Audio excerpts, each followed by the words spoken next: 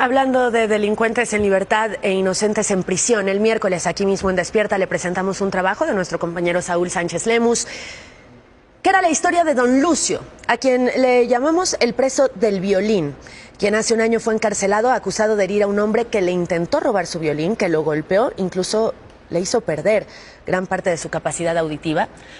El violín no solo era su instrumento musical, sino que era el medio para ganarse la vida. Lo sentenciaron a pesar de haber actuado en legítima defensa y le impusieron una fianza imposible de pagar para don Lucio.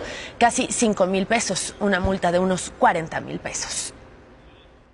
Las cárceles están llenas de personas pobres, porque son las que no se pueden defender. Pero esta historia de injusticia provocó una reacción inusitada de la sociedad que le manifestó su apoyo.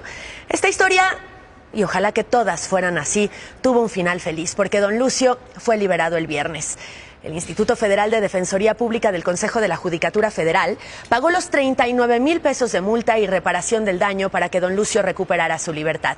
Y después de un año de cárcel, dejó la cárcel de Chiconautla, en el Estado de México.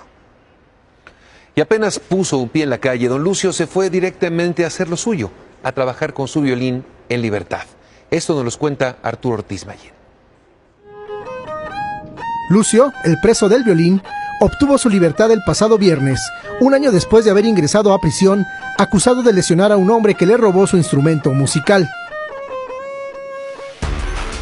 El Instituto Federal de Defensoría Pública del Consejo de la Judicatura Federal pagó los 39,000 pesos de multa y reparación del daño para que Lucio recuperara su libertad. Lucio salió del penal de Chiconautla, en Ecatepec, Estado de México, antes de las 11 de la mañana del viernes 14 de febrero. Vestía panza azul y cargaba un estuche con el violín que le regaló una de sus vecinas que lo visitaba en prisión. Su salida sorprendió al abogado que tomó su caso tras la difusión del reportaje en Despierta el pasado 12 de febrero. De hecho, nosotros llegamos desde las 8:30 de la mañana, nos dijeron que no había sistema, nos estuvieron retrasando. Aproximadamente a las 10:30 de la mañana nos comentan que ya una fundación, no nos dicen el nombre, ya había hecho el pago.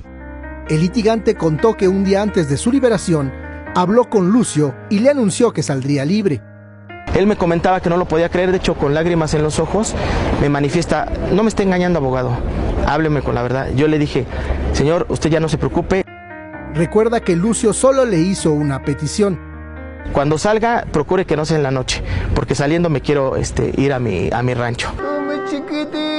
El 12 de febrero pasado, Despierta presentó el caso de Lucio, un hombre de 74 años y originario del Huasteca hidalguense, que fue a prisión al defenderse de un robo. Me jaló el violín y como no se lo quería dejar, sacó la pistola, me dio un cachazo en mi oreja. Tengo reventado en mi oreja. Lucio fue sentenciado por el delito de lesiones. También se le impuso una fianza que le fue imposible pagar. El caso generó una infinidad de reacciones. Janet es arquitecta y vive en Pachuca, Hidalgo. Al enterarse del caso de Lucio, creó con su hermana un grupo abierto en Facebook para ayudar al violinista. Le parecía increíble que lo hubieran sentenciado por defenderse de su asaltante. Hasta el pasado fin de semana, el grupo tenía más de 3,000 participantes. Nuestra intención nunca fue lucrar con el señor, al contrario, solo queríamos ayudarlo. El abogado se puso en contacto conmigo el día que vio el reportaje, me dijo que estaba cerca, vino a meter la solicitud correspondiente y ya fue cuando se enteró del grupo y me dijo: ¿sabes qué? Yo ya empecé, vi que tú empezaste el grupo, entonces pues hay que coordinarnos, ¿no? La salida de Lucio de prisión la tomó por sorpresa. Ella y el abogado tenían planeado pagar la multa y la reparación del daño, sin saber que ya lo había hecho la Defensoría Pública. Janet se marchó triste de Chiconautla, pues no pudo conocer en persona a Lucio. Ya salió, estamos felices, pero sí un poco confundidos por la manera en como finalizaron las cosas. El viernes, otras personas que desconocían que Lucio ya había sido liberado, se presentaron con intención de pagar los 39,000 pesos.